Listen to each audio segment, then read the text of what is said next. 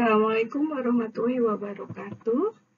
Tujuan pembelajaran pada pertemuan kali ini yang pertama adalah memahami mengenai jenis obat anti alergi pada saluran napas, farmakokinetik, farmakodinamik, bentuk sediaan, dan dosisnya.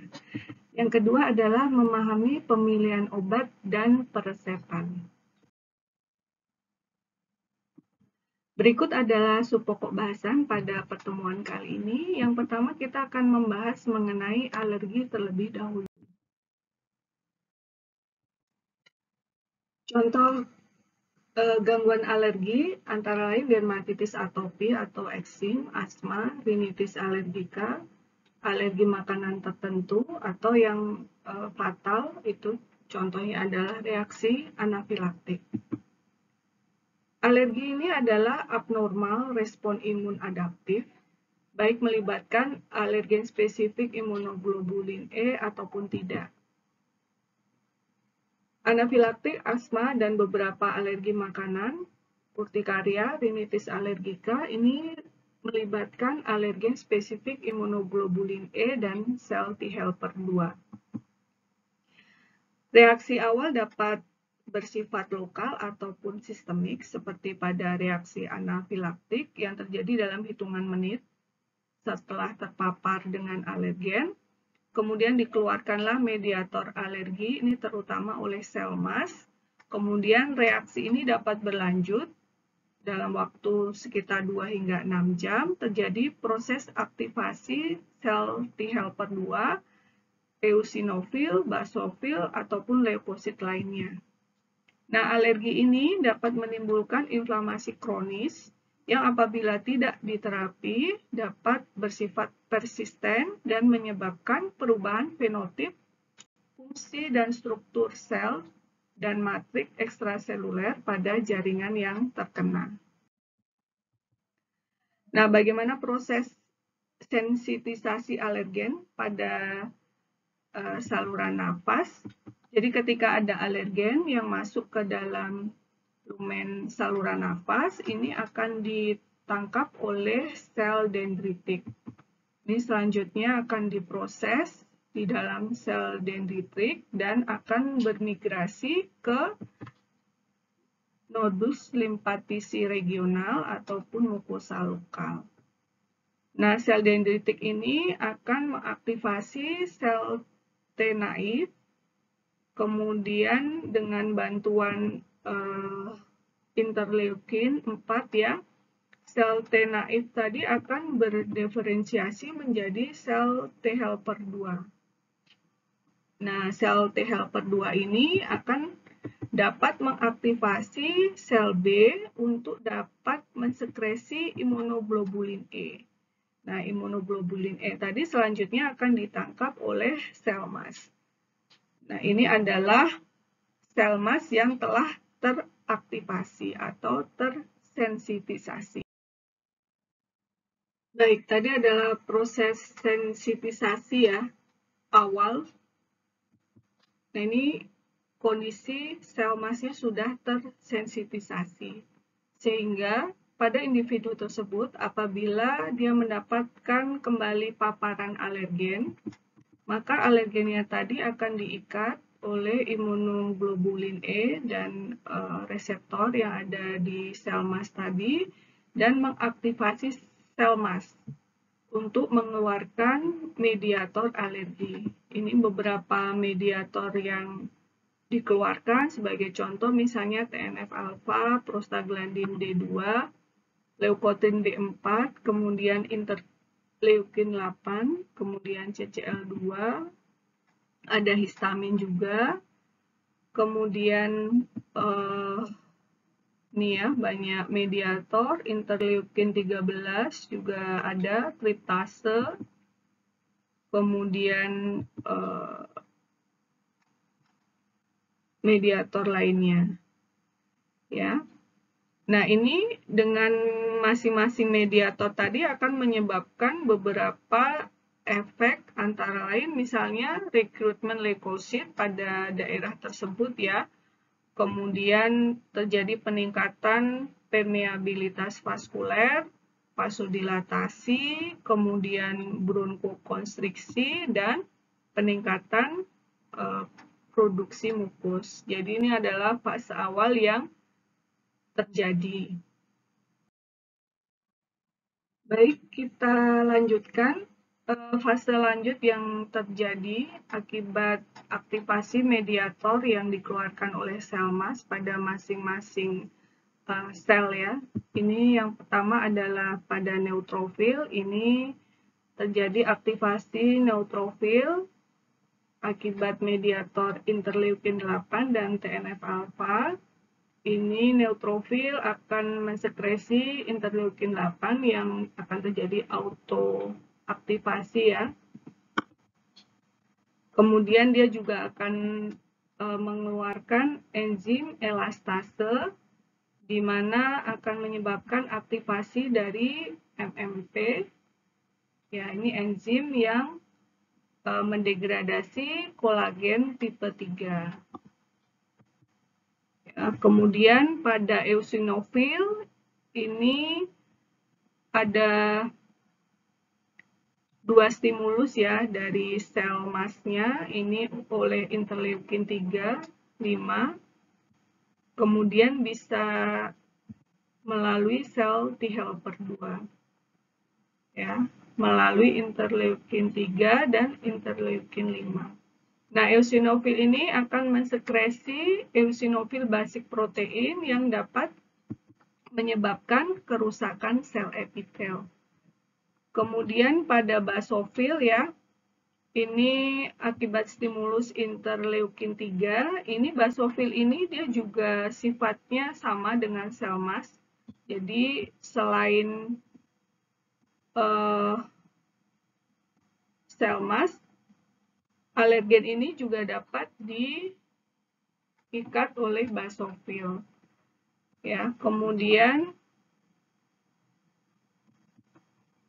proses tadi ya, ini masing-masing dari sel leukosit tadi ya akan mengeluarkan mediator masing-masing ya, mengeluarkan mediatornya ya. Ini akan menyebabkan proses bronkokonstriksi. Ya. Nah, di sini T helper 2 ini fungsinya ini ya. Jadi dia mensekresi interleukin 13, ini dapat meningkatkan peningkatan produksi sel mukus, kemudian dia juga dapat mengaktifasi neutrofil. Sel mas juga bisa ya, selain tadi eosinofil. Kemudian di sini juga melibatkan sel T helper 17 ya, dia akan mensekresi interleukin 7 yang dapat mempengaruhi otot polos di saluran napas. Berikut adalah proses inflamasi kronis ya yang terjadi apabila tidak diatasi secara baik proses inflamasi yang telah terjadi di awal. Berikut adalah gambaran kerusakan sel epitel yang disebabkan oleh infeksi virus ataupun bakteri, kemudian asap rokok, polusi udara, dan atau stres oksidatif. Kemudian di sini pada proses inflamasi kronis ini semakin banyak sel mas yang tersensitisasi. Ataupun selain sel mas juga ada sel basofil. Nah, ini ketika ada alergen yang masuk, ya, ini akan mengaktifasi sel leukosit ya. Nah, sel leukosit ini eosinofil, kemudian sel T helper 2 dan sel B.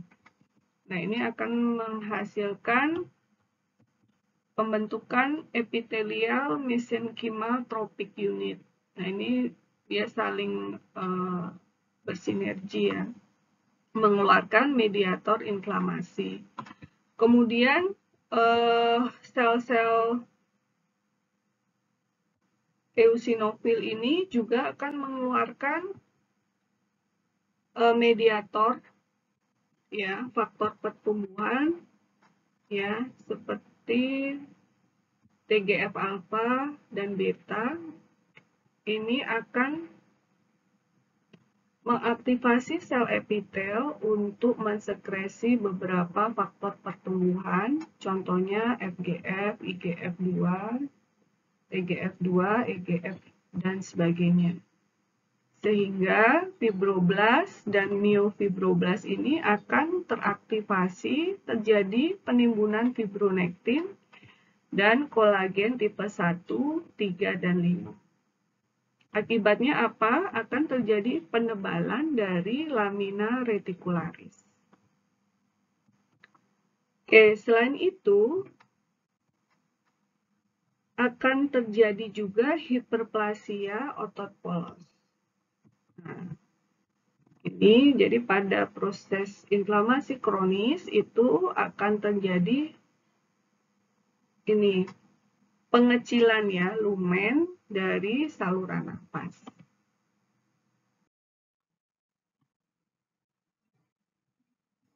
Ini adalah gambaran saluran nafas pada orang normal. Kita bandingkan dengan saluran nafas pada penderita asma yang kronis. Ini adalah tadi proses penebalan, ya, dari lamina reticularis dan hiperplasia dari otot polos. Ini lumennya, volume lumen saluran nafasnya jauh sangat berbeda, ya.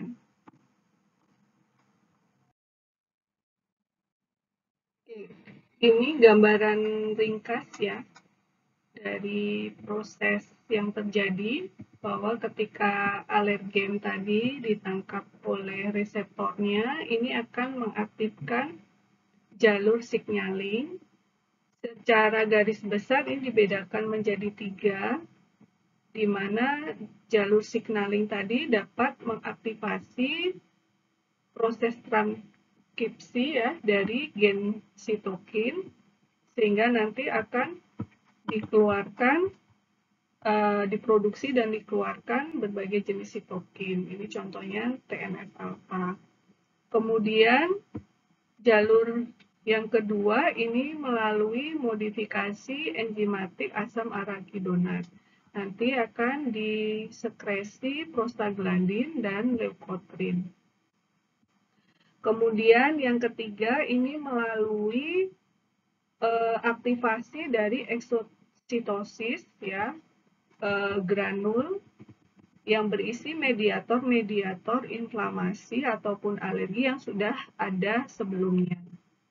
Ini contohnya misalnya protease dan amin vasoaktif.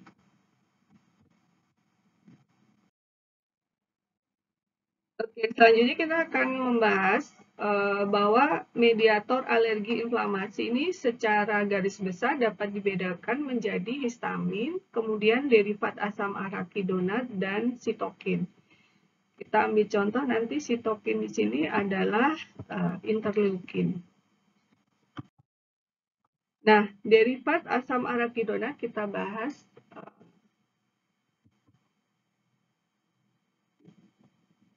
Jadi di membran sel itu ada fosfolipid yang apabila ada kerusakan di membran sel, fosfolipid tadi akan terlepas, ya, masuk ke dalam sitoplasma.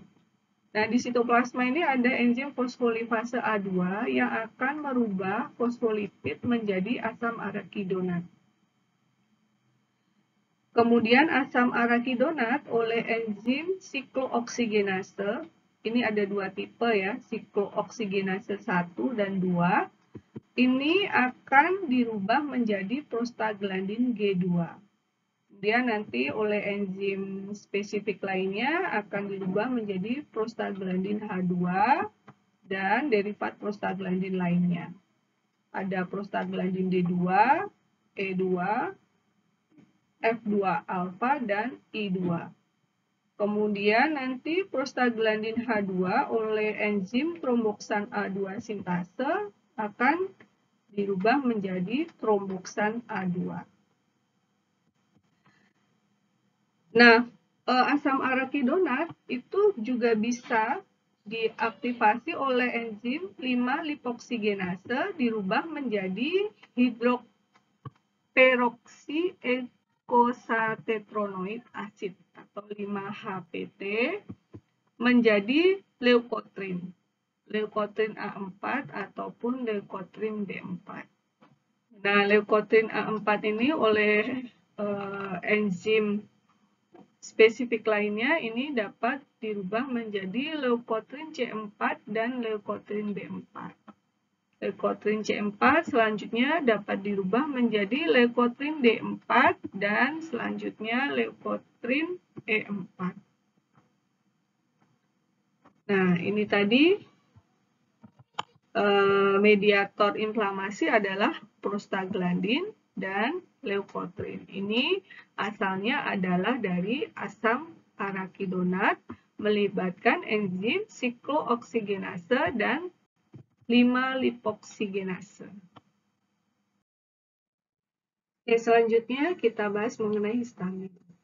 Histamin ini diproduksi dari histidin dengan bantuan histidin dekarboksilase. Nah, di dalam sel ini terdapat reseptor histamin, ada reseptor histamin H1 dan reseptor histamin H2. Nah, ikatan histamin dengan reseptor H1 ini akan menyebabkan beberapa respon tergantung dari jenis selnya.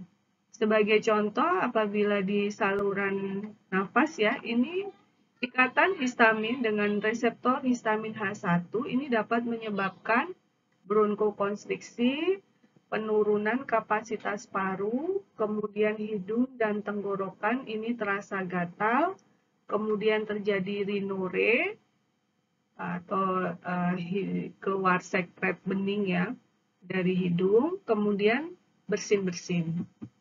Kemudian kalau pada sistem kardiovaskuler ini dapat menyebabkan penurunan tekanan darah, peningkatan denyut jantung, ya, vasodilatasi dan peningkatan permeabilitas kapiler. Kemudian pada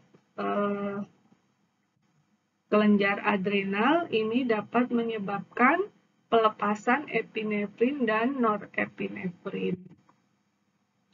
Kemudian pada kulit ini dapat menyebabkan angioderma, gatal, kulit kemerahan. Nah, kalau histamin berikatan dengan reseptor H2, ini terutama terjadi pada lambung ya. Di mana ikatan histamin dengan reseptor H2 ini dapat menyebabkan sekresi dari asam lambung ya. Dan menyebabkan kontraksi otot polos. Nah, reaksi alergi ini dominan melibatkan reseptor histamin H1. Jadi proses alergi ini biasanya akan menimbulkan gejala konstriksi, rhinore, bersin-bersin ya. Kalau di kulit juga akan menyebabkan gatal, kulit kemerahan.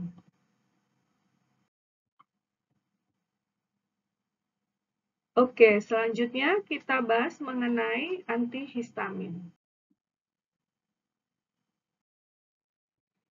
Baik, ini adalah sel dengan reseptor histamin H1, kemudian histamin berikatan pada reseptor tersebut akan menyebabkan reaksi alergi. Nah, kemudian bagaimana cara kerja dari antihistamin H1? Jadi ini yang hijau ini adalah antihistamin H1, sedangkan yang kuning adalah histamin. Jadi masing-masing akan berikatan dengan reseptor histamin H1. Nah, untuk reseptor yang sudah diikat oleh antihistamin H1, ini histamin tidak lagi dapat berikatan ya dengan reseptor histamin H1. Sehingga nanti reaksi alerginya akan berkurang. Nah, ini sifat antihistamin H1 ini adalah antagonis kompetitif ya. Jadi siapa yang lebih dahulu berikatan dengan reseptor histamin H1. Ya. Sebagai contoh, ini kalau reseptornya telah ditempati oleh histamin, ya antihistamin tidak lagi dapat bekerja. Ya, jadi dia hanya dapat bekerja terhadap reseptor histamin H1 yang belum diikat oleh histamin.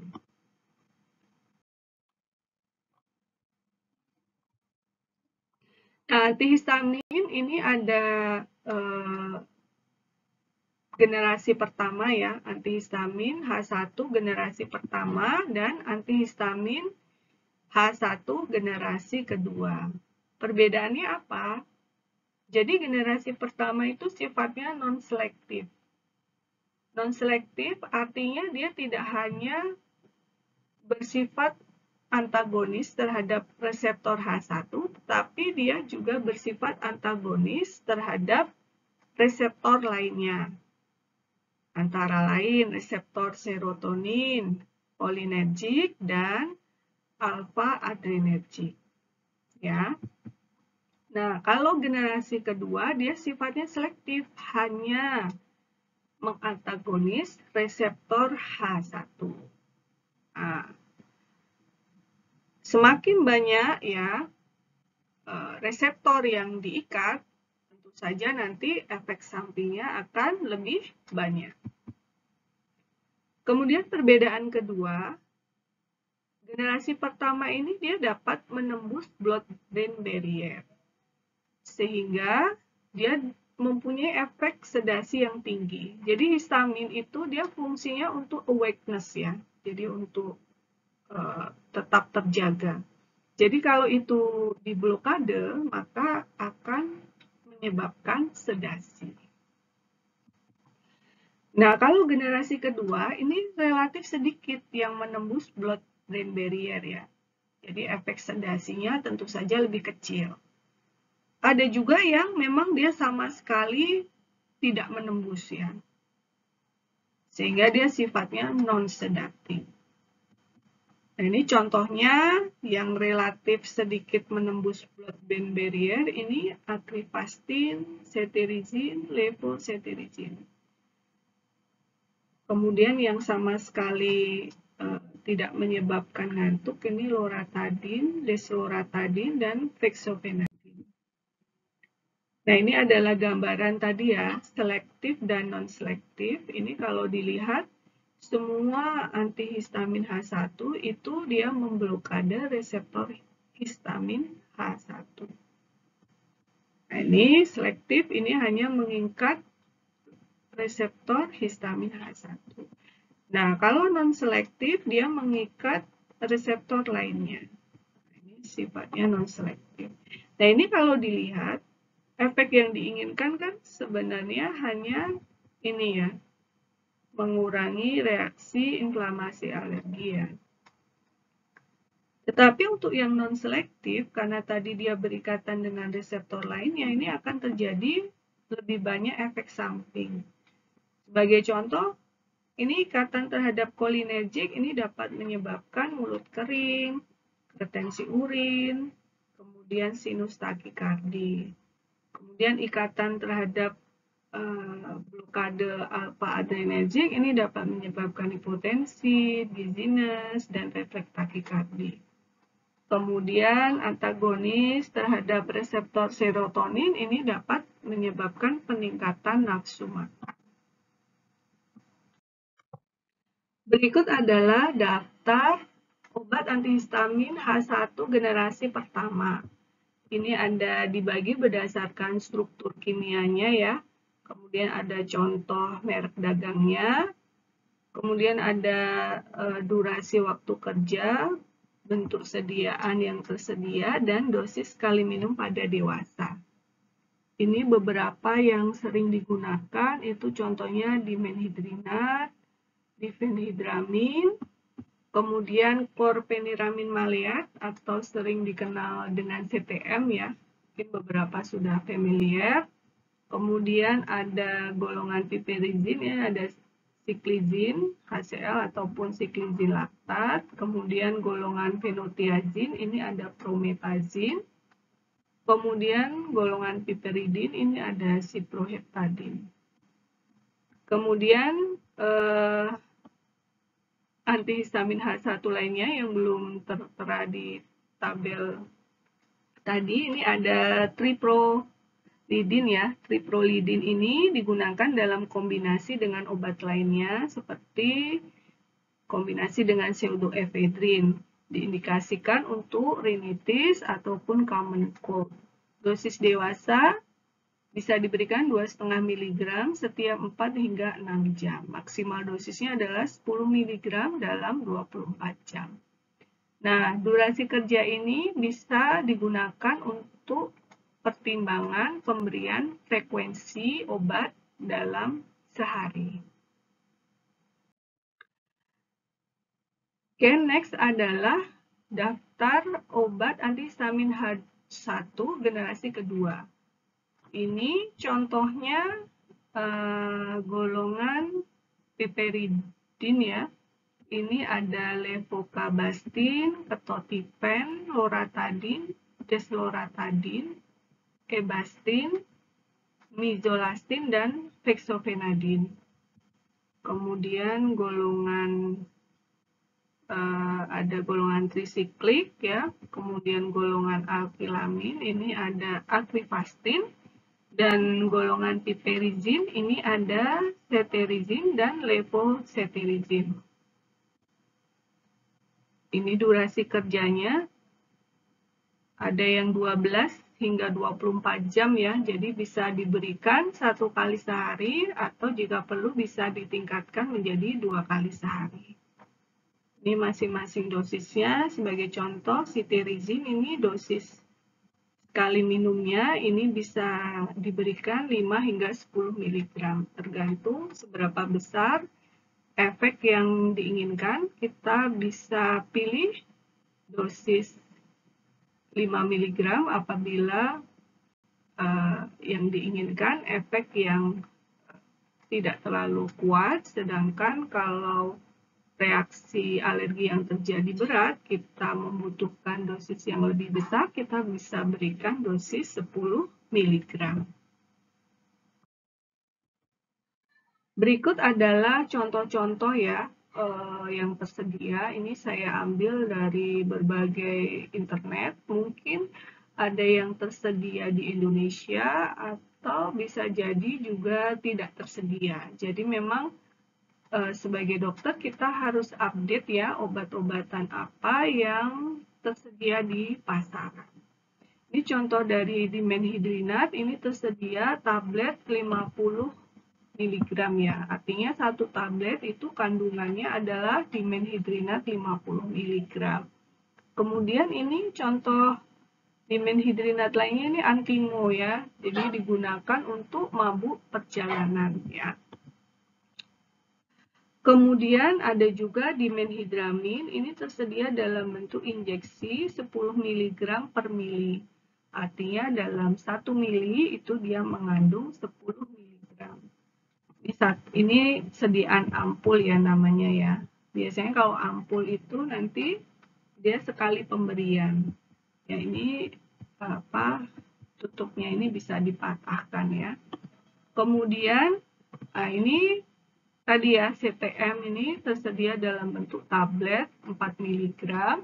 Kemudian ada juga bentuk sediaan sirup, ini 2 mg per 5 mili. Artinya dalam setiap 5 mili itu mengandung 2 mg CTM. Ya, 5 mili itu artinya 1 sendok takar biasanya ya. Atau 1 CTH. Nah, kemudian ini ada prometazin ya, ini bentuknya tablet 25 mg. Kemudian ada hidroksizin, ya, ini sirup. Contohnya dia kandungannya adalah 10 mg per 5 ml. Ya. Kemudian ini sediaan yang generasi kedua ya, contohnya misalnya loratadin, ini sediaannya tablet, satu tabletnya dia 10 mg. Kemudian ada juga yang bentuk sirup ya, di sini kecil sekali, jadi ini 5 ml mengandung loratadin 5 mg. Jadi setiap 5 ml itu setara dengan 5 mg loratadin. Kemudian ada juga ini fexofenadin ya, ini bahkan tulisannya non-browsy ya, jadi memang dia non-sedating. Ini dia kandungannya adalah tablet, ini 120 mg. Ini di sini ada tulisan India ya, jadi memang tergantung, ini kan merek obat Allegra. Jadi bisa tersedia di Indonesia ataupun tidak. Kemudian ini yang bentuk suspensi ya.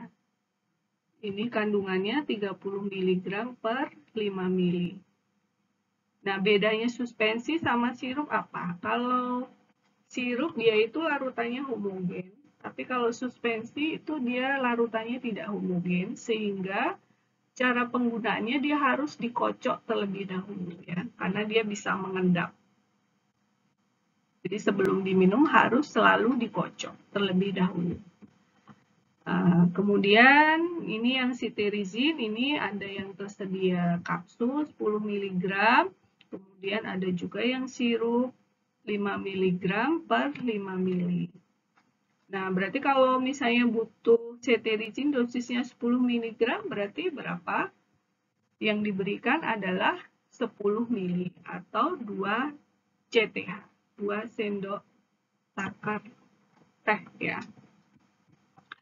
Kemudian ini ketotifen, ini merek dagangnya misalnya Profilas nih ya, ini mengandung ketotifen 1 mg. Kemudian ini juga ada bentuk sediaan sirup ya, ini kandungannya 1 mg per 5 ml. Oke, ini yang bentuk sediaan selain oral ya, dan injeksi, tadi oral dan injeksi, ini sediaan yang nasal spray, contohnya azelastin. Ini untuk nasal spray, ini konsentrasinya adalah 0,1%. Ini digunakan apabila kita menginginkan efek yang lokal, misalnya untuk mengatasi alergi di hidung atau ya kalau nasal berarti di hidung ya. Kemudian kalau ini, nah ini alergi pada mata karena dia sedianya adalah ophthalmic solution, artinya tetes mata. Ini contohnya olapatadin ya. Ini konsentrasinya 0,1%. Dan di sini sudah ada keterangannya nih bahwa ini hanya digunakan untuk mata. Kemudian ini nasal spray juga ya. Jadi kalau nasal spray ini penggunaannya dia dihirup gitu ya, atau disemprotkan di lubang hidung. Oke, ini merek dagangnya contohnya Zyrtec, ini kandungannya levocabastin. Kemudian ini merek lainnya ya, levocabastin ini juga tersedia dalam tetes mata. Kemudian sediaan lainnya contohnya emadin ya, ini merek dagangnya, dia kandungannya emadastin di fumarat. Ini ophthalmic solution. Jadi untuk tetes mata konsentrasinya adalah 0,05%. Kemudian ketotifen juga tersedia dalam sediaan tetes mata.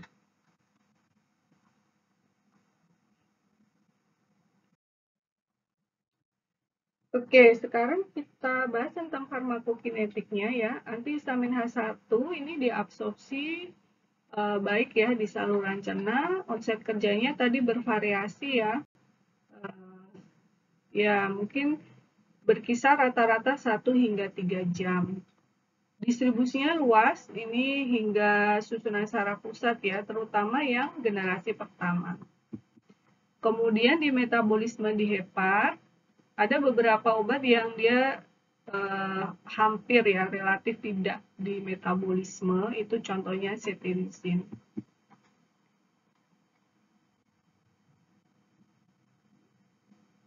Kemudian obat ini juga diekskresikan melalui urin sejumlah kecil di dalam ASI, kecuali untuk fexofenadin ini diekskresi terutama melalui feses.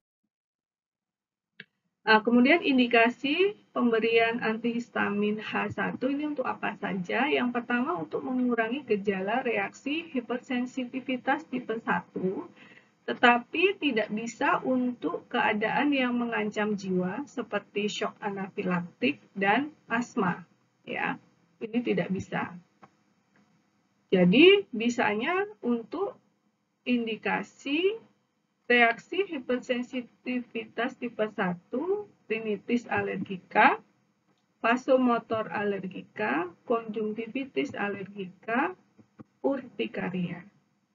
Yang kedua, ini untuk antiemetik ya, atau motion sickness, tetapi tidak semua antihistamin H1 mempunyai efek ini. Yang mempunyai efek antiemetik terutama yang golongan antihistamin H1. Contohnya, yang mempunyai efek antiemetik ini difenhidramin, promethazine, ciclizine, imenhidrina, cycloxazine, dan methazine. Kemudian ini untuk indikasi lain ya, ini difenhidramin ini digunakan untuk terapi pada Parkinson dan drug-induced extrapyramidal reaction. Kemudian ciproheptadin ini mempunyai efek anti-serotonin juga. Jadi efek anti-serotoninnya cukup relatif lebih tinggi dibandingkan jenis obat antihistamin H1 lainnya, sehingga dapat untuk terapi Cushing disease, kemudian serotonin associated diare, vascular cluster headache, dan anoreksia nervosa. Nah, untuk lansia dan anak-anak lebih baik dipilih antihistamin generasi kedua karena efek kesusunan saraf pusatnya dia relatif lebih kecil. Bagaimana dengan interaksi obat yang terjadi antara antihistamin H1 dengan obat lainnya? Nah, ini antihistamin H1 ini dapat meningkatkan efek sedasi dan depresi nafas obat depresan susunan saraf pusat lainnya seperti tranquilizer ataupun alkohol. Kemudian dengan monoamin oksidasi inhibitor ini dapat meningkatkan efek antikolinergik antihistamin generasi pertama. Kemudian antihistamin generasi pertama ini juga dapat menurunkan efektivitas dari antikolinesterase. Oke, efek samping yang bisa terjadi, ini kalau pada organ susunan saraf pusat ini ya tentu saja mengantuk, depresi sistem saraf pusat ya. Ini terutama yang generasi pertama. Kemudian pusing, perasaan lelah, lemah, kemudian bisa menyebabkan gangguan koordinasi ataupun kelemahan otot.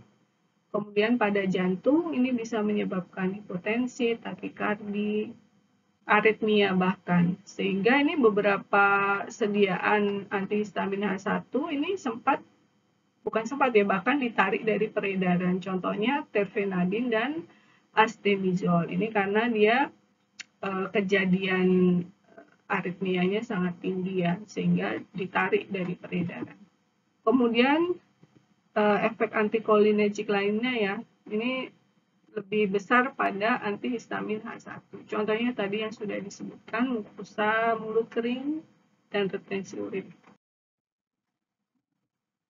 Oke, selanjutnya kita bahas mengenai mast cell stabilizer. Oke, ini adalah sel mas yang telah tersensitisasi ya. Ketika dia mengikat alergen, maka sel mas tadi akan mengeluarkan mediator alergi dan inflamasi. Nama sel stabilizer ini bekerja dengan cara menstabilkan membran sel mas tadi melalui penghambatan kanal kalsium, sehingga dapat mencegah pelepasan mediator inflamasi. Contoh obatnya adalah kromolin dan nedokromil. Absorpsi di saluran cernanya kurang baik untuk kedua jenis obat ini. Indikasinya untuk profilaksi serangan alergi atau kontak alergen, yaitu sebelum pajanan alergen atau pada exercise induced asthma. Ini profilaksisnya efektif dalam waktu 1 hingga 2 jam. Sehingga konsumsi obatnya ini harus sebelum minimal 1 sampai 2 jam sebelum kontak dengan alergen yang sudah diketahui. Nah, ini terutama digunakan untuk mencegah serangan asma ya, terutama pada anak dan pasien derajat ringan sedang. Untuk efek sampingnya ini dapat menyebabkan gangguan sakit kepala, pusing, mual muntah, mialgia. Kemudian untuk yang sediaan inhalasi, ini efek samping yang biasa terjadi, ini iritasi faring dan trakea, batuk bersin, bronkospasme ya. Nah, berikut adalah sediaan dari mast cell stabilizer. Ini contohnya kromolin, sediaan tetes mata, konsentrasinya 4%. Kemudian ada juga yang oral solution, ini 100 mg per 5 mili. Kemudian ini sediaan topikal untuk vaginal use only ya. Ini bentuk krim, konsentrasi 4%. Kemudian ada nedokromil, ini mereknya contoh Alukril ya, ini konsentrasi 2%, ini untuk tetes mata. Kemudian ini yang inhalasi, ya dia mengandung 2 mg ya, setiap semprot.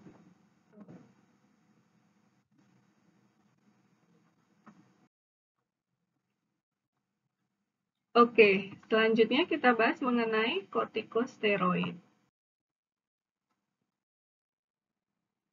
Ketika kita berbicara kortikosteroid, itu ada hormon steroid, artinya dihasilkan oleh tubuh, dan ada obat, artinya bentuk steroid sintetik. Nah, kortikosteroid sendiri ini ada 2 jenis ya, yaitu glukokortikoid dan mineralokortikoid. Fungsi dari glukokortikoid ini berperan dalam regulasi metabolisme, menyebabkan gluconeogenesis, katabolisme selain di hepar ya, kemudian lipolisis. Kemudian berperan dalam respons stres, menyebabkan redistribusi plasma, eosinofil, basofil, monosit, dan limfosit ke jaringan limfoid. Kemudian dapat meningkatkan hemoglobin, eritrosit, platelet, dan leukosit polimorfonuklear. Kemudian dia juga punya efek antiinflamasi dan imunosupresi, di mana beberapa menunjukkan efek penurunan limfosit plasma, respon leukosit dan makrofag, kemudian menurunkan produksi sitokin proinflamasi, kemudian menghambat fosfolipase A2, dapat menstabilkan membran sel mas dan basofil. Nah, kemudian untuk dosis tinggi ini bisa sebagai feedback inhibitor produksi dari adrenokortikotropin hormon. Kalian bisa melihat lagi mekanisme biosintesis dari kortikosteroid ya, ini dipengaruhi oleh ACTH. Tingginya kadar kortikosteroid di sirkulasi dapat menyebabkan negatif feedback terhadap sekresi ACTH. Kemudian kalau yang mineralokortikoid ini terutama untuk regulasi kadar natrium dan air. Ini contoh hormonnya adalah aldosteron. Oke, berikut adalah kortikosteroid sintetik ya. Untuk kortisol, dan kortisol itu adalah bentuk yang mirip dengan senyawa endogen. Senyawa endogen kortikosteroid juga dalam bentuk kortisol ya. Kemudian kortisol ini adalah hasil metabolismenya. Kemudian ada juga fludrokortison, prednison, prednisolon, metilprednisolon, triamcinolon, betametason, dan dexamethasone. Nah, perbandingannya antara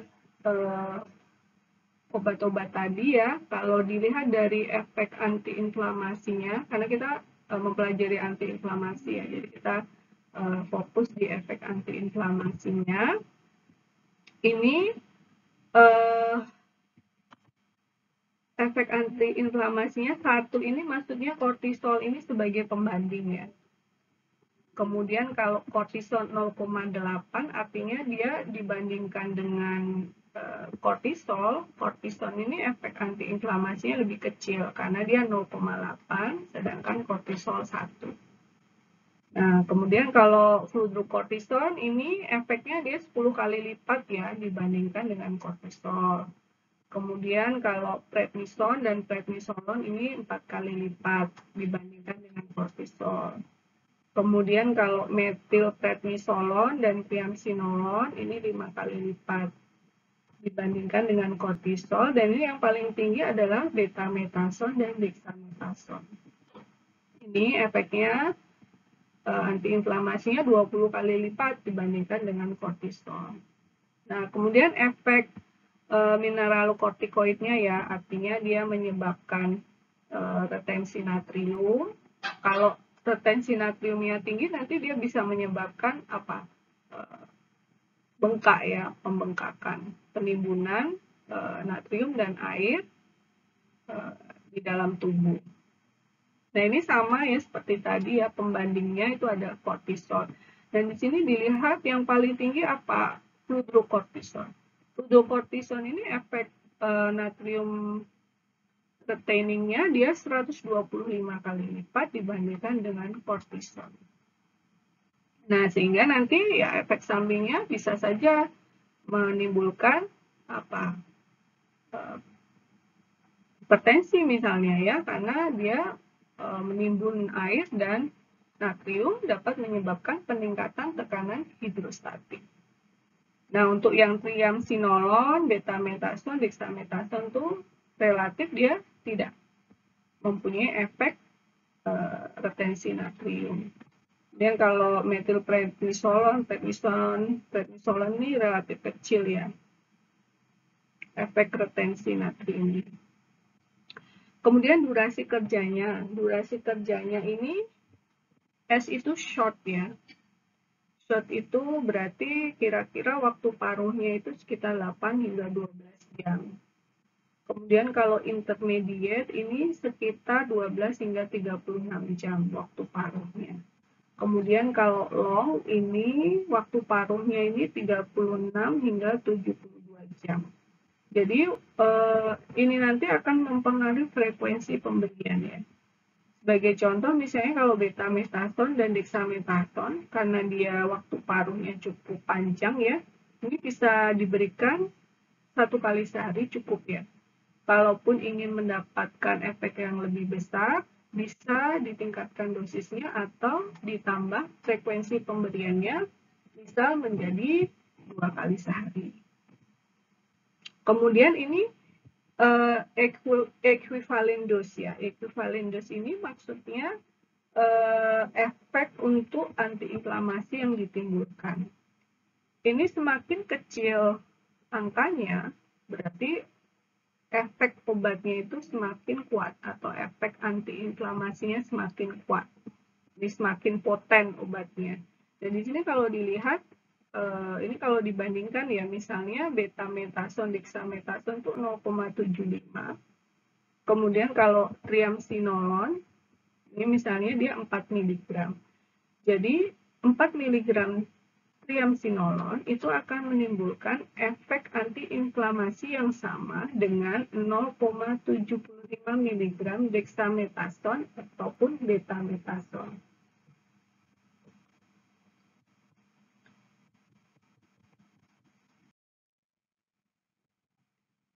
Oke, sekarang farmakokinetiknya. Absorpsi di oral cukup baik ya.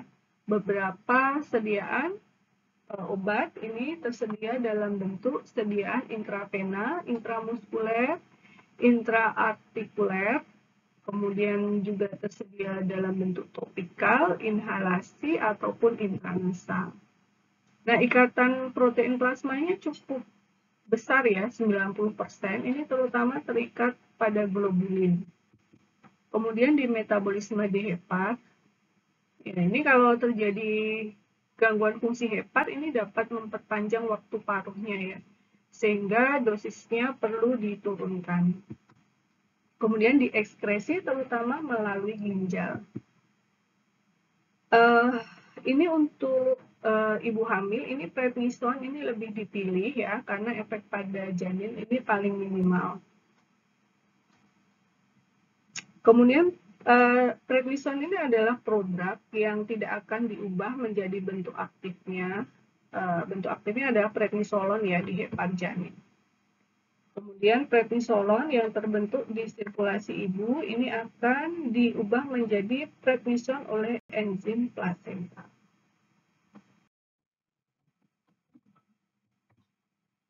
Nah, mekanisme kerja kortikosteroid dalam antiinflamasi ya ataupun imunosupresi itu ada dua mekanisme. Yang pertama adalah non-genomik dan yang kedua adalah genomik. Artinya melibatkan proses transkripsi translasi gen. Ya. Oke, kita bahas dulu yang mekanisme kerja non-genomik. Jadi kalau non-genomik ini sebenarnya kalau kita lihat lagi ya proses tadi metabolisme dari asam arakidonat ini kan dihasilkan mediator alergi inflamasinya ini adalah prostaglandin dan leukotriene. Nah, kerja dari kortikosteroid ini sebenarnya dia menghambat ini kerja enzim fosfolipase A2. Jadi kalau kerja enzimnya dihambat, ya tidak akan diproduksi mediatornya. Prostaglandin tidak akan dibentuk ya, begitu juga dengan leukotriene. Sehingga nanti proses inflamasinya dapat ditekan. Ini non-genomik. Nah, respon efeknya ini terjadi dalam hitungan detik dan menit ya, tergantung dari onset kerja masing-masing obatnya tadi. Nah, kalau yang mekanisme kerja genomik itu mekanismenya dia ini melibatkan proses transkripsi translasi ya, sehingga nanti dihasilkan protein. Nah, berarti dihasilkan proteinnya adalah protein yang anti-inflamasi ya. Dibuat dihasilkan protein-protein anti-inflamasi. Jadi ini adalah S ini steroid. Steroid ini di sirkulasi tadi diikat oleh kortikosteroid banding globulin ya.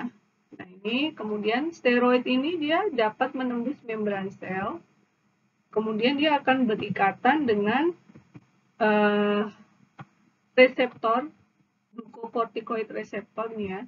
Glukokortikoid reseptor yang ada di sitoplasma. Nah, glukokortikoid reseptor itu dia merupakan kompleks yang terdiri dari molekul lainnya ya. Ini sebagai contoh ASP70, 90, dan IPA. Nah, ikatan steroid dengan glukokortikoid reseptor ini akan menyebabkan ini pemisahan dari kompleks tadi ya. Kemudian selanjutnya ikatan steroid dan reseptornya ini akan menuju translokasi menuju ke ke nukleus dan mengaktifkan gen, ya. Ini akan berikatan pada glucocorticoid respon elemen, jadi gen-gen yang memang dia berespon terhadap steroid, ya, sehingga akan memulai proses transkripsi. Ya, ini kemudian transkripsi dilanjutkan dengan translasi, sintesis protein, dan terjadi respons seluler yang anti-inflamasi. Nah, ini prosesnya ini terjadi dalam hitungan menit dan jam, ya, setelah obat itu mencapai ke target site-nya. Oke, indikasi kortikosteroid. Jadi selain tadi efek antiinflamasi, ya, jadi kortikosteroid ini digunakan juga untuk terapi replacement pada insufisiensi adrenocortical primer atau Addison disease, ya. Ini biasanya dipakai hidrokortison, bisa dikombinasi dengan fluorokortison. Kemudian bisa juga digunakan untuk terapi replacement pada insufisiensi adrenocortical sekunder dan tersier. Ini contohnya bisa dipakai hidrokortison.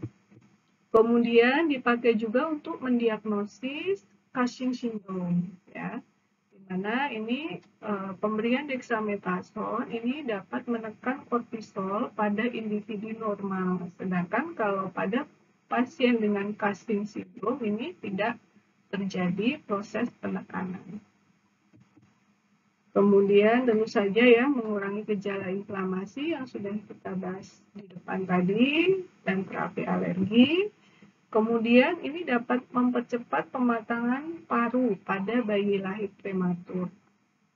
Ini biasanya diberikan betamethasone atau dexamethasone, ya, kepada ibu secara intramuskuler dalam waktu 48 jam sebelum kelahiran. Ini berdasarkan studi dapat mempercepat pematangan paru pada janin.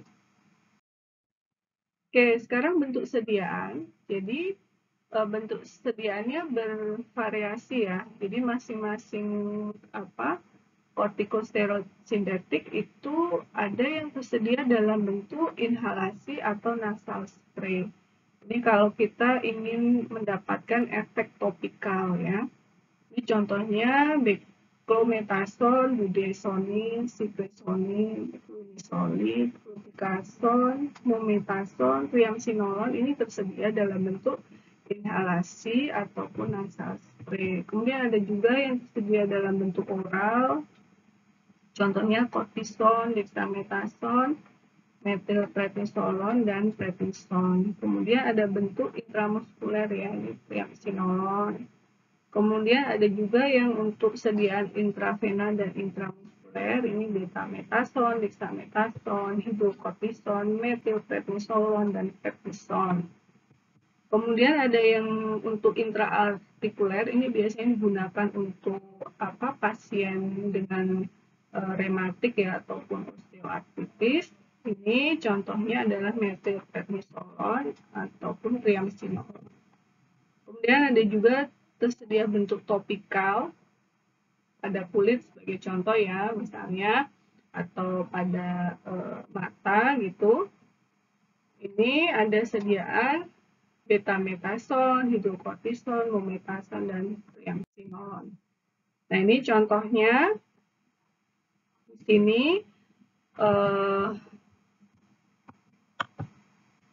ini sebagai contoh misalnya hidrokortison, ya, ini injeksi 100 mg. Ini bentuknya vial, kalau seperti ini namanya vial.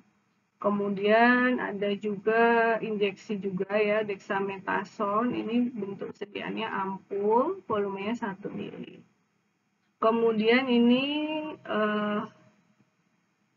injeksi intramuskular, ya, ini ada methylprednisolone, ini 400 mg per 10 ml. Kemudian ada bentuk salep, contohnya hidrokortison, ini 2,5%. Kemudian ada juga betamethasone, ini konsentrasi 0,1%, ya, krim. Kemudian ada bentuk sediaan tetes mata, misalnya prednisolon, ini konsentrasinya 1%. Kemudian bentuk salep juga ya, krim, ini dexamethasone 0,25%. Kemudian ada bentuk sediaan tablet, ini ada prednisolon 5 mg, kemudian dexamethasone 2 mg, ada juga yang setengah miligram, kemudian prednison ada yang 5 mg ya, ada ini yang bentuk istilahnya dia kalau bikin puyar gitu ya, ini tersedia di apotek atau puskesmas. Jadi ini di dalamnya isinya tablet ya. Kalau ini dia ada bungkusnya. Jadi satu strip misalnya isinya 10 tablet gitu ya.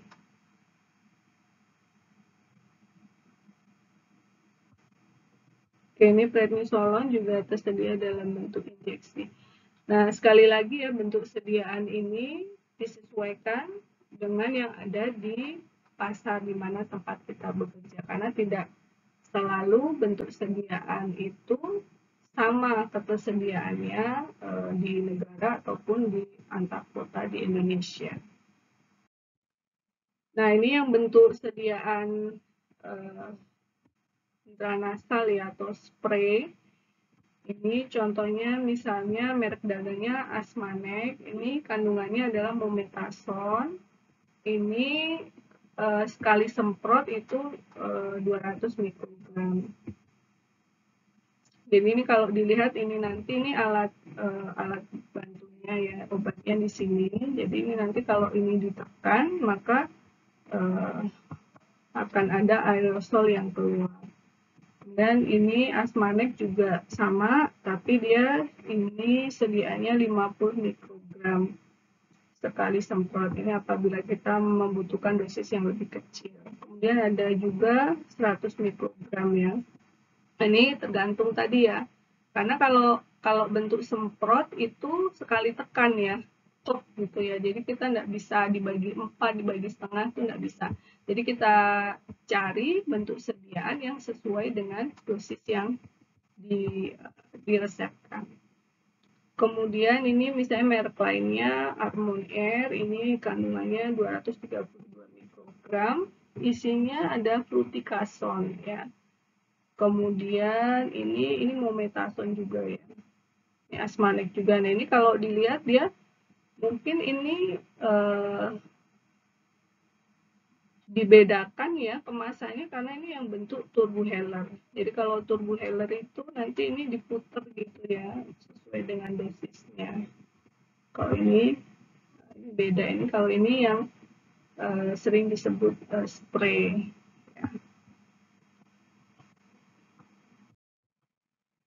Kemudian ini masih ya, jadi bentuk sedianya cukup banyak. Ini sama juga spray ya. Ini triamcinolone. Ini ada yang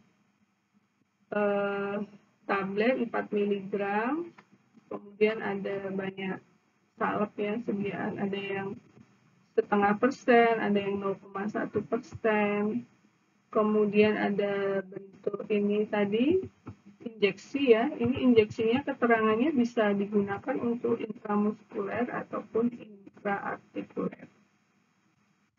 Ini juga ya, intraartikuler dan intradermal ya, artinya muskuler atau intramuskuler. Ini sediaannya 10 mg per mili. Ini bentuknya vial ya. Ini kalau ini dia 40 mg per mili. Jadi tergantung ya seberapa dosis yang dibutuhkan. Kemudian ini adalah sediaan untuk nasal spray ya. Ini mengandung triamcinolone sekali tetes, sekali spray ya.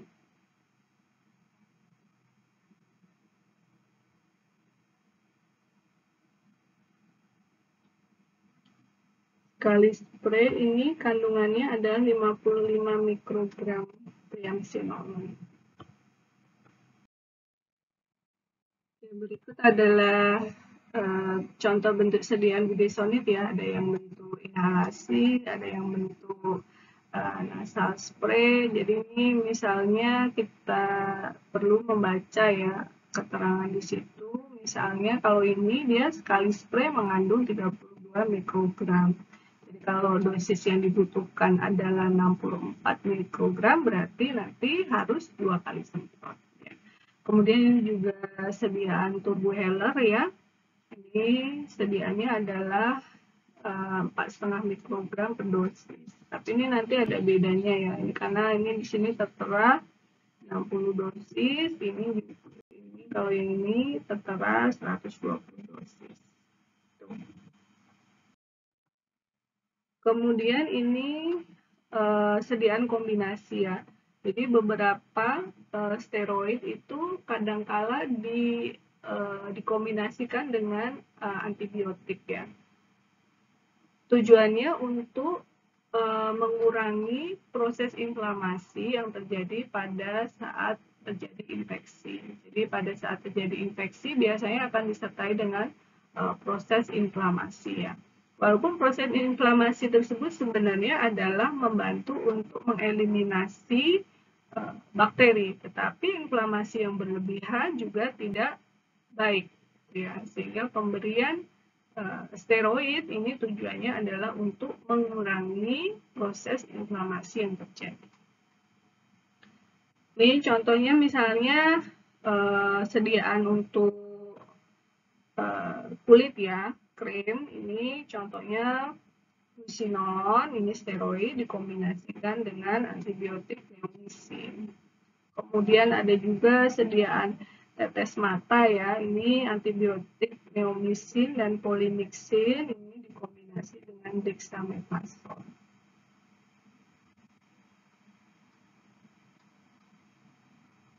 Kalau ini tetes telinga ya, ear drop, ini kombinasi dari polymyxin, neomycin ya, ini antibiotik, kemudian fluorocortisone ini steroid, dan ada lidocaine. Lidocaine itu anestesi ya, jadi mungkin dia tujuannya juga untuk mendapatkan efek analgetik.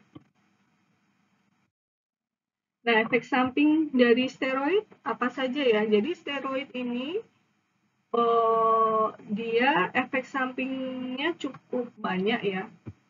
Antara lain dia dapat mempengaruhi keseimbangan negatif kalsium, jadi menyebabkan osteoporosis, kemudian dapat juga menyebabkan glaukoma dan katarak.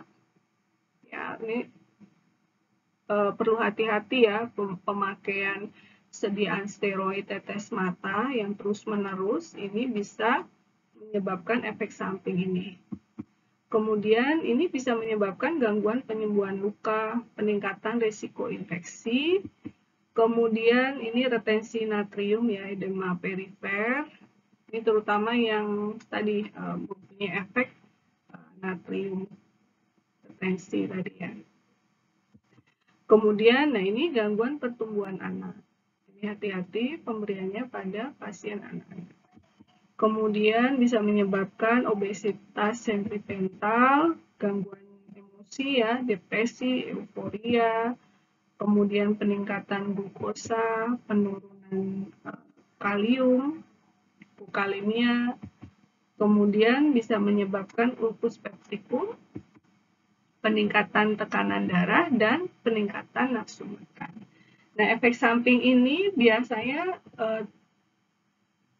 angka kejadiannya semakin tinggi ya, risikonya semakin tinggi sebanding dengan lama pemberian dan dosis. Ya. Semakin pemberiannya lama, tentu saja risiko terjadinya efek samping ini akan semakin besar. Oke. Berikutnya mengenai penghentian pengobatan.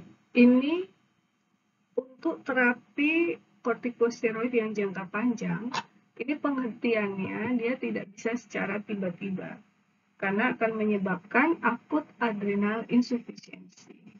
Ya. Sehingga penghentiannya harus secara tapering off. Yang dimaksud dengan tapering off adalah bertahap, ya. Jadi misalnya dosis maintenance yang diberikan sebelumnya adalah 100 mg ya sebagai contoh. Kemudian kita ingin menghentikan terapinya, maka tidak bisa langsung sama sekali tidak minum. Ya, jadi harus tapering off. Contohnya misalnya kita turunkan dia menjadi 75 mg terlebih dahulu. Kemudian jadi selama berapa, misalnya 1 minggu, 2 minggu dia mengkonsumsi dosis 75 mg. Kemudian kita amati apabila gejalanya dia terkendali ya, dan kita ingin menurunkan lagi, kita turunkan. Saya jadi 50 mg. Kemudian diberikan selama 1 hingga 2 minggu ya, kita evaluasi lagi ya. Ternyata terkendali ya, kita ingin turunkan lagi. Turunkan jadi misalnya 25 mg ya. Kemudian selama 1-2 minggu kita evaluasi, ternyata terkendali dan kita mau turunkan lagi. Turunkan hingga sama sekali tidak mengkonsumsi. Jadinya itu bertahap. Itu untuk tujuannya untuk ini mengembalikan fungsi dari adrenal, karena tadi kita berikan sintetik maka produksi adrenal itu akan berhenti kan ya, sehingga kalau kita turunkan bertahap memberikan waktu untuk adrenal mensintesis kembali. Oke, kita bahas sedikit ya mengenai inhibitor biosintesis ataupun fungsi dari adrenokortikoid.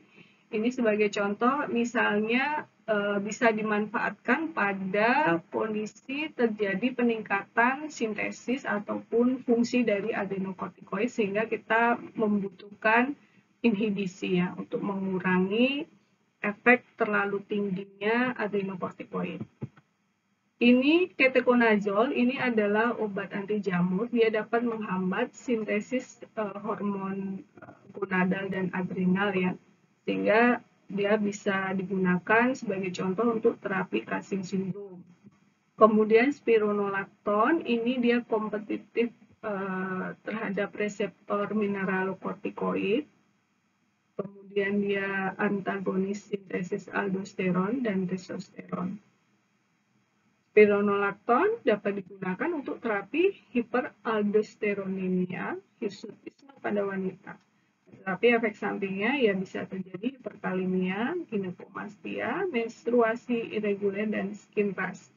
Jadi ini yang perlu dipertimbangkan ketika kita memberikan terapi, antara manfaat dan efek samping harus manfaat lebih besar daripada efek samping yang akan diterima oleh pasien. Kemudian eplerenone ini sifatnya adalah aldosteron antagonis. Oke, kita lanjut ke leukotriene modifier.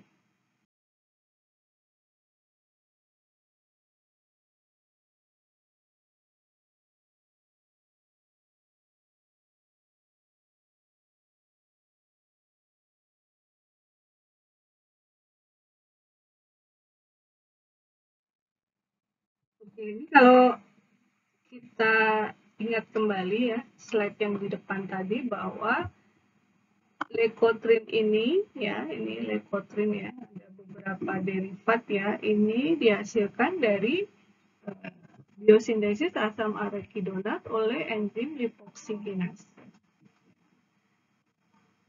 Kemudian nanti leukotriene ini akan berikatan pada reseptornya. Reseptornya namanya cysteamine leukotriene reseptor. Jadi ini nanti akan berikatan di situ.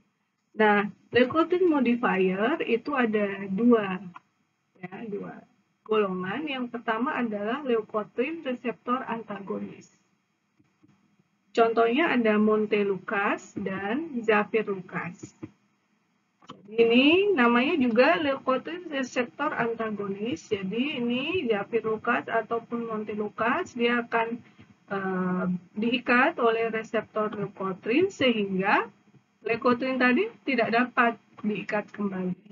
ya, sehingga nanti respon sel akan dihambat. Nah, golongan kedua adalah leukotriene formation inhibitor. Jadi dia menghambat sintesis dari leukotriene. Ini contoh obatnya adalah Xyloton. Jadi Xyloton ini dia menghambat enzimnya. Jadi menghambat enzim 5-lipoksigenase.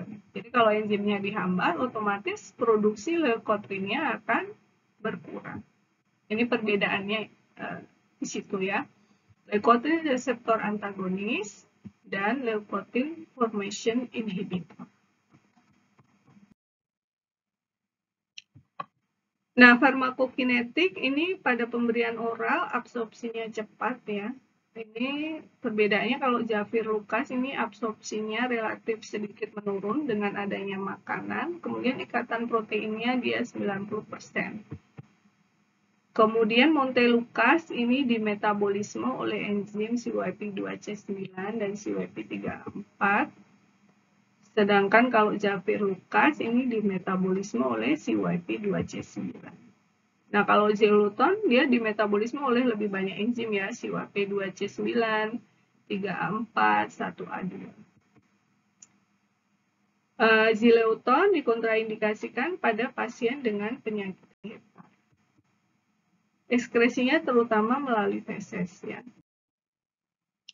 Kemudian indikasi dan dosis untuk Montelukast ini untuk profilaksis dan terapi kronis asma, derajat ringan dan sedang. Kemudian untuk pencegahan exercise induced bronkospasme dan mengurangi gejala rinitis alergika, walaupun bukan lini pertama. Nanti kita bahas pada pertemuan selanjutnya mengenai farmakoterapi asma ya. Kemudian Jafirukas untuk profilaksis dan terapi kronis asma pada anak 5 tahun ke atas dan dewasa. Kemudian indikasi off-label, maksudnya indikasi off-label itu yang tidak tertera di label obatnya ya. Ini untuk pencegahan exercise induced bronkospasme dan untuk mengurangi gejala rinitis alergika. Nah, obat leukotriene modifier ini tidak digunakan untuk serangan asma akut. Ya, nanti kita bahas pada pertemuan farmakoterapi asma bronkial. Sediaannya untuk Jafirukas, contoh ya, ini tablet 20 mg, 2 kali 1 tablet, 1 hingga 2 jam setelah makan. Untuk sediaan lainnya bisa dilihat ya di MIMS atau di ISO. Berikutnya adalah interaksi obat. Nah, ini untuk Jafirukas, ini dia bisa menghambat CYP2C9 sehingga dia meningkatkan toksisitas dari phenytoin dan warfarin.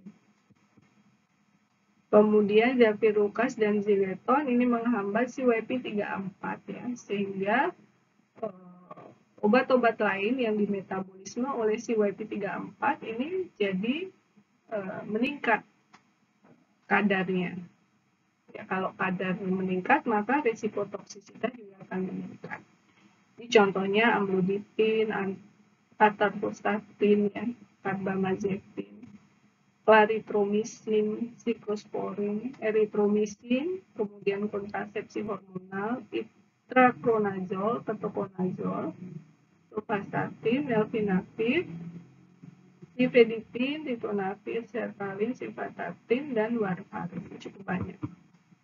Kemudian Xyloton ini juga menghambat CYP1A2.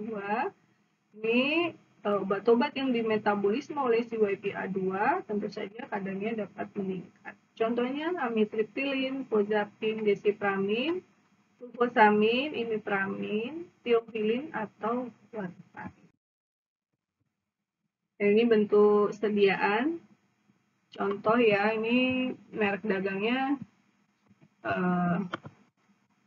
Apolat, ini mengandung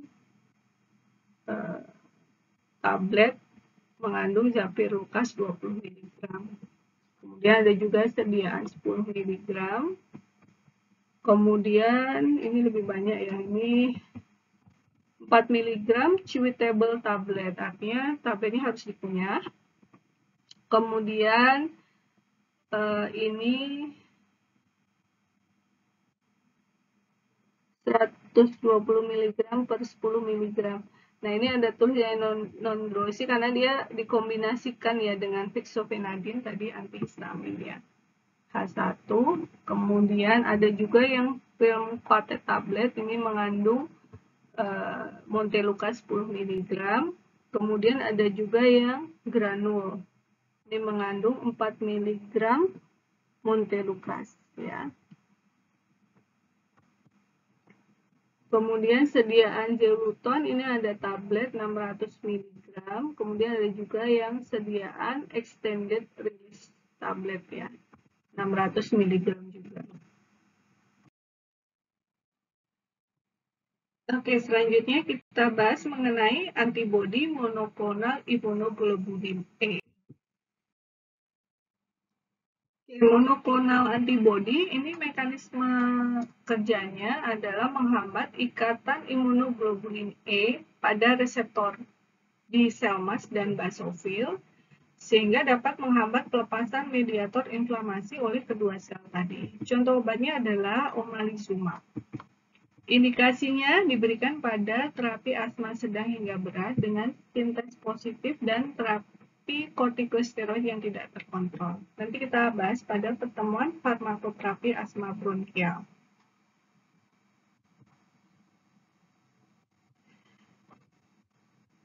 Nah, berikut adalah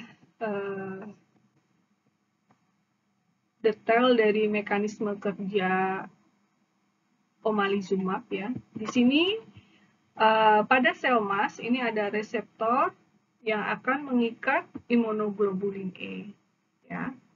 Nah, ini kalau ada alergen akan dapat mengaktifasi imunoglobulin E dan menyebabkan pelepasan dari mediator inflamasi di sel mast.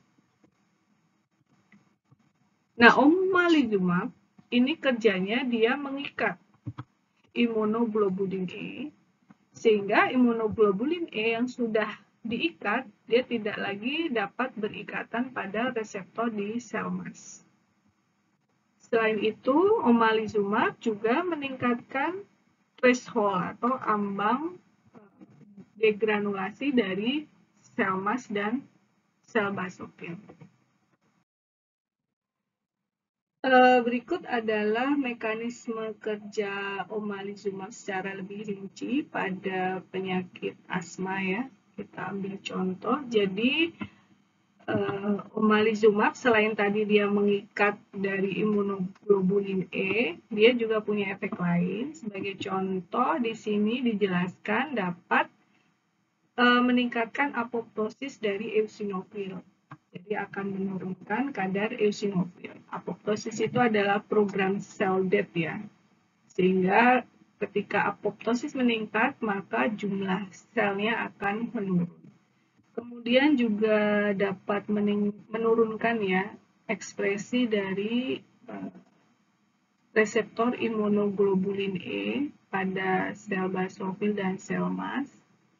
Kemudian ini pada dendritic cell dan sel T, ini dia menurunkan presenting allergen pada sel T, kemudian menurunkan pelepasan growth factor ya, pada otot polos saluran napas dan epitel saluran napas. Kemudian ini dapat menurunkan sintesis imunoglobulin E pada sel plasma. Berikutnya adalah modifier sitokin lain. Berikut adalah obat modifier lainnya ya. Jadi mekanisme kerja obat ini adalah menghambat kerja sitokin tertentu yang terlibat dalam proses patogenesis alergi ataupun inflamasi suatu penyakit. Sebagai contoh, di sini ada mepolizumab dan reslizumab. Ini dapat mengikat interleukin 5 Kemudian benralizumab ini dapat memblokade reseptor interleukin 5 dan menstimulasi NK sel untuk mentarget eosinofil. Kemudian ada juga dupilumab, ini dapat memblokade reseptor interleukin 4 dan interleukin 13. Dan masih ada beberapa obat modifier lainnya. Dan efektivitas dari masing-masing dapat kalian baca di jurnal publikasi. Demikian pertemuan kali ini. Terima kasih, semoga bermanfaat.